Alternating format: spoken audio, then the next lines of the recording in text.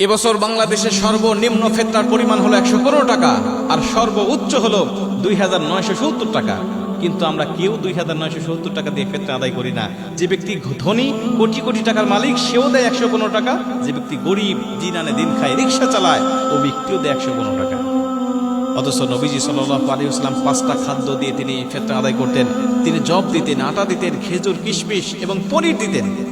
পনির দাম সবচেয়ে বেশি, এজন্য এই অনুযায়ী যারা বেশি টাকার ইনকাম করে, বেশি টাকার মালিক, তারা পনিরের দাম ধরে দিবেন। যারা একটু কম, তারা আপনারা কিশমিশের দাম ধরে দিবেন। তার থেকে যে কম, সে খেজুরের দাম ধরে দিবেন। তার থেকে কম, সেইভাবে আপনি দিবেন। কিন্তু সবাই যদি শুধুমাত্র সর্বনিম্নটা খুঁজি, সর্বোচ্চটা কে দিবে বলে? আমার সম্পদ অনুযায়ী, আমার ইনকাম অনুযায়ী আমি আমার ফিতরাটা দেব। নিজের কাছে যতক্ষণ আত্মতৃপ্তি না পাবেন ততক্ষণ পর্যন্ত দিতে থাকবেন। দিলে কখনো ফুরাবে না। ফিতরার সঠিক হক যদি আপনি আদায় করতে পারেন, এই রোজা আপনার জন্য কবুল হবে। আর রোজা যখন আপনার কবুল হয়ে যাবে, আর সিয়াম জুন্নাতুন, এই সিয়াম আপনাকে জাহান্নামের হাত থেকে রক্ষা করবে।